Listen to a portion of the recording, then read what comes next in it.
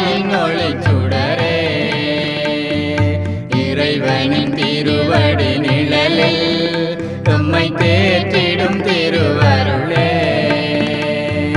அன்பு, சந்தோஷம், சாந்தம், தயவு, நற்குணம், சமாதானம், நீடிய பொறுமை, விசுவாசம், இச்சை அடக்கம், நாவின் அடக்கம், எல்லாமே கனியே.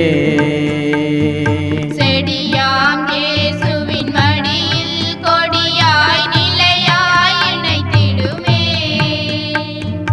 அன்பு, சந்தோஷம், சாந்தம், தயவு, நற்குணம், சமாதானம், நீடிய பொறுமை, விசுவாசம், இச்சை அடக்கம், நாவின் அடக்கம், எல்லாமே கனியே.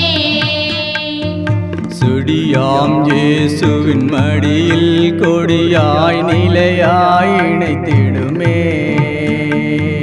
பரிசுத்த ஆவியே பலமே, எங்கள் பாதையின் ஒளிச்சுடரே,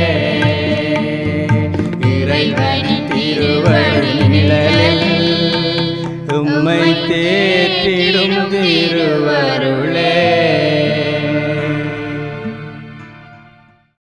கர்த்தருக்குள் அன்பானவர்களே, அனுதினமும் கிறிஸ்துவுடன் தியான வேளைக்கு உங்களை அன்புடன் அழைக்கிறோம்.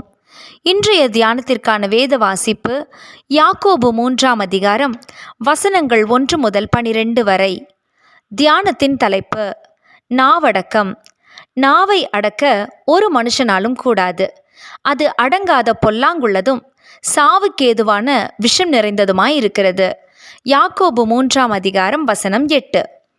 யாக்கோபு நிருபம் இயேசுவின் சகோதரனான யாக்கோபுவினால் எழுதப்பட்டது. இவர் எருசலேம் ஆதி திருச்சபை தலைமைத்துவத்திலிருந்த ஒருவர். இவர் சிதறியிருந்த 12 கோத்திரங்களுக்கும் பல புத்திமதிகளை எழுதினார் என்று தெரிகிறது. யாக்கோபு 1ஆம் அதிகாரம் வசனம் 1. அவற்றில் நாவை அடக்கி வார்த்தையில் ஜாக்கிரதையாய் இருப்பது எத்தனை முக்கியம் என்பதை குறித்த உதாரணங்களை எடுத்து காட்டியுள்ளார். அவற்றில் ஒன்று, குதிரைகளை கீழ்ப்படுத்தும்படிக்கு அவற்றிற்கு கடிவாளம் போட்டு அவைகளுடைய முழு சரீரத்தையும் கட்டுப்படுத்துவதை குறித்ததாகும்.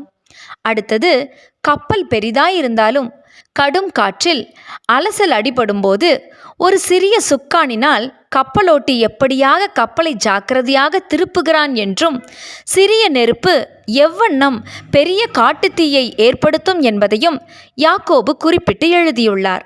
ஆம், நமது நாவை அடக்கி பேசுவதினால் முழு சரீரத்தையும் பாவத்திற்கு விலக்கி காத்துக்கொள்கிறோம். புயல் போன்ற பிரச்சனைகள் வந்தாலும் ஒரு சிறு சுக்கானை போன்ற வார்த்தை கூடாக போய் சேர வேண்டிய இடத்தை போய் சேர நம்மால் முடியும். அதேவேளை ஒரு பெரிய அழிவை ஏற்படுத்தவும் நமது நாவில் பிறக்கும் ஒரு சொல் போதும் என்பதை உணர்ந்து நமது பேச்சை கட்டுப்படுத்துவது நல்லது. நமது பேச்சு கூடாக நமது வாழ்வில் எவ்வளவு தூரம் பாவம் உட்பிரவேசிக்கின்றது என்று யாக்கோபு நமக்கு விளக்கியுள்ளார். ஆகையால் நமது பேச்சில் எப்போதும் ஜாக்கிரதையாய் இருக்க வேண்டும். யாக்கோபின் இந்த புத்திமதிகள் ஆரம்ப கால திருச்சபை கிறிஸ்தவர்களுக்கு மட்டும் எழுதப்பட்டது அல்ல. கிறிஸ்துவோடு நெருங்கி வாழ வேண்டும் என்ற வாஞ்சையுள்ள சகலருக்கும் இந்த அறிவுரைகள் தேவை. யாவரும் கேட்கிறதற்கு தீவிரமாயும் பேசுவதற்கு பொறுமையாயும் கோபிக்கிறதற்கு தாமதமாயும் இருக்க கடவர்கள் என்ற போதனையை எப்போதும் மனதில் கொண்டு நமது நாவை அடக்கி ஞானமான வார்த்தைகளை பேசுவோமாக. யாக்கோபு 1ஆம் அதிகாரம் வசனம் 19. அன்பானவர்களே, நமது நாவிலிருந்து புறப்படும் சொற்கள் பிறருக்கு நல்லது செய்யாவிட்டாலும் பரவாயில்லை, பிறரை வேதனைப்படுத்தாமலும் தூற்றாத படிக்கும் நாம் பார்த்து கொள்ள வேண்டும். துதியும் தூற்றுதலும் ஒரே நாவிலிருந்து பிறக்கலாகாது. யாக்கோபு 3ஆம் அதிகாரம் வசனம் 10. நம்மால் அடக்க கடினமானது என்றால் அது நமது நாவுதான். பேச்சிலும் சரி, உணவுக்காக நீளுவதிலும் சரி, நாவை கட்டுப்படுத்த ஆவியானவர் நமக்கு துணை செய்வாராக. ஜெபம் செய்வோமா? அன்பின் ஆண்டவரே, எங்கள் வாயின் வார்த்தைகளில் நாங்கள் ஜாக்கிரதையாயிருந்து அன்பின் வார்த்தைகளை பேசி பிறருக்கு பயனுள்ள வாழ்வு வாழ எங்களை ஒப்புவிக்கிறோம். ஏற்றுக்கொள்ளும். ஆமேன்.